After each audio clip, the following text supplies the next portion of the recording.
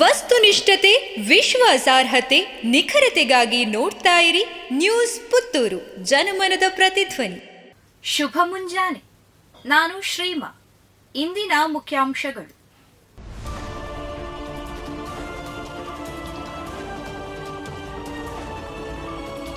Bike ಹಾಗೂ KSRTC bus ಡಿಕ್ಕಿ, bike ಸವಾರರಿಗೆ ಗಂಭೀರ ಗಾಯ. ಬೈಕ್ ಹಾಗೂ ಕೆಎಸ್ಆರ್ಟಿಸಿ ಬಸ್ ಡಿಕ್ಕಿ ಹೊಡೆದ ಘಟನೆ ಪುತ್ತೂರು ಕೋಡಿಮರ ರಸ್ತೆಯ ಕೊಲ್ಯ ಎಂಬಲ್ಲಿ ನಡೆದಿದೆ. ಅಪಘಾತದ ಪರಿಣಾಮ ಬೈಕ್ ಸಂಪೂರ್ಣ ನುಜ್ಜುಗುಜ್ಜಾಗಿದ್ದು, ಸವಾರರು ಗಂಭೀರ ಗಾಯಗೊಂಡಿದ್ದು, ಗಾಯಾಳುಗೊಂಡವರನ್ನ ವಿದ್ಯಾರ್ಥಿಗಳಾದ ಬೆಳ್ಳಿಪಾಡಿಯ ನಿಶಾಂತ್ ಮತ್ತು ಕಾರ್ತಿಕ್ ಎಂದು ಗುರುತಿಸಲಾಗಿದೆ. ಗಾಯಾಳುಗಳನ್ನ ಆಸ್ಪತ್ರೆಗೆ ದಾಖಲಿಸಲಾಗಿದೆ ಎಂದು ತಿಳಿದು ಬಂದಿದೆ. ಪರಮೇಶ್ವರ್ ಶಕ್ತಿ ಪ್ರದರ್ಶನಕ್ಕೆ ಹೈಕಮಾಂಡ್ ತಣ್ಣೀರು, ಸದ್ಯಕ್ಕೆ ಡಿನ್ನರ್ ಮೀಟಿಂಗ್ ನಡೆಸದಂತೆ ಸೂಚನೆ. ಕಾಂಗ್ರೆಸ್ನಲ್ಲಿ ಅಧಿಕಾರಕ್ಕಾಗಿ ಗುಂಪು ರಾಜಕೀಯ ಜೋರಾಗಿದೆ. ಇತ್ತೀಚೆಗೆ ಸಚಿವ ಸತೀಶ್ ಜಾರಕಿಹೊಳಿ ಅವರ ನಿವಾಸದಲ್ಲಿ ನಡೆದಿದ್ದ ಡಿನ್ನರ್ ಮೀಟಿಂಗ್ ತೀವ್ರ ಸಂಚಲನ ಮೂಡಿಸಿತ್ತು. ಇದರ ಬೆನ್ನಲ್ಲೇ ಗೃಹ ಸಚಿವ ಜಿ ಪರಮೇಶ್ವರ ತನ್ನ ಶಕ್ತಿ ಪ್ರದರ್ಶಿಸಲು ಇಂದು ಡಿನ್ನರ್ ಸಭೆ ಕರೆದಿದ್ದರು. ಆದರೆ ಈ ಡಿನ್ನರ್ ಮೀಟಿಂಗ್ಗೆ ಹೈಕಮಾಂಡ್ ತಡೆ ಹಾಕಿದೆ.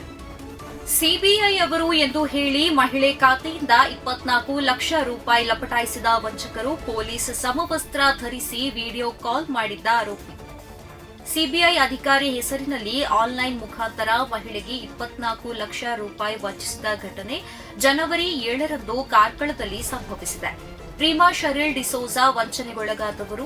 ಇವರ ಮೊಬೈಲ್ಗೆ ಜನವರಿ 7ರಂದು ಅಪರಿಚಿತ ವ್ಯಕ್ತಿಯೊಬ್ಬರು ಕರೆ ಮಾಡಿ, ತಾನು ದಿಲ್ಲಿ ಟೆಲಿಕಾಂ ಇಲಾಖೆಯಿಂದ ಕಾಲ್ ಮಾಡುತ್ತಿದ್ದು, ನಿಮ್ಮ ಆಧಾರ್ ನಂಬರ್ನಿಂದ ಉತ್ತರ ಪ್ರದೇಶದಲ್ಲಿ ಬೇರೆ ಸಿಮ್ ಖರೀದಿಸಿ ಬೇರೆ ಬೇರೆ ಅಕ್ರಮ ಚಟುವಟಿಕೆಗಳಲ್ಲಿ ಭಾಗಿಯಾಗಿ ನಿಮ್ಮ ವಿರುದ್ಧ ಹಲವು ಪ್ರಕರಣಗಳು ದಾಖಲಾಗಿದ್ದು, ಈ ಬಗ್ಗೆ ಸೈಬರ್ ಅಧಿಕಾರಿಯು ನಿಮ್ಮೊಂದಿಗೆ ಮಾತನಾಡುತ್ತಾರೆ ಎಂದು ತಿಳಿಸಿರುತ್ತಾರೆ.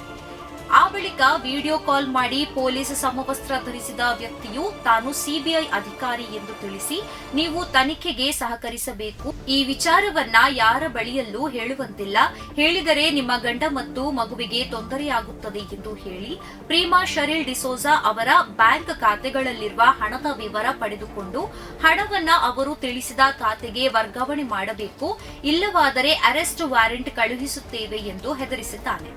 ಅದರಂತೆ ಪ್ರೀಮಾ ಶರೀಲ್ ಡಿಸೋಜಾ ವಂಚಕರು ತಿಳಿಸಿದ ಫೆಡರಲ್ ಬ್ಯಾಂಕ್ನ ಖಾತೆಗೆ 14 ಲಕ್ಷ ರೂಪಾಯಿ ಮತ್ತು ಯೆಸ್ ಬ್ಯಾಂಕ್ ಖಾತೆಗೆ 10 ಲಕ್ಷ ರೂಪಾಯಿ ಎಫ್ಡಿ ಖಾತೆಯಿಂದ ಆರ್ಟಿಜಿಎಸ್ ಮೂಲಕ ವರ್ಗಾವಣೆ ಮಾಡಿದ್ದಾರೆ.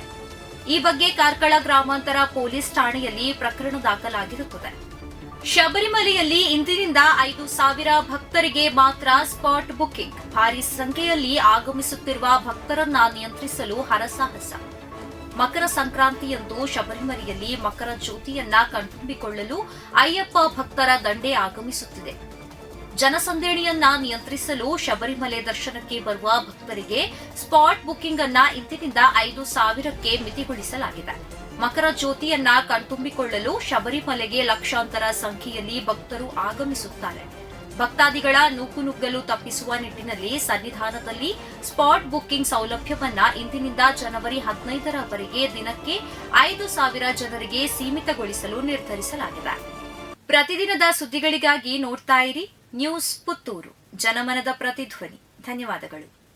ವಸ್ತುನಿಷ್ಠತೆ, ವಿಶ್ವಾಸಾರ್ಹತೆ, ನಿಖರತೆಗಾಗಿ ನೋಡ್ತಾ ಇರಿ ನ್ಯೂಸ್ ಪುತ್ತೂರು, ಜನಮನದ ಪ್ರತಿಧ್ವನಿ.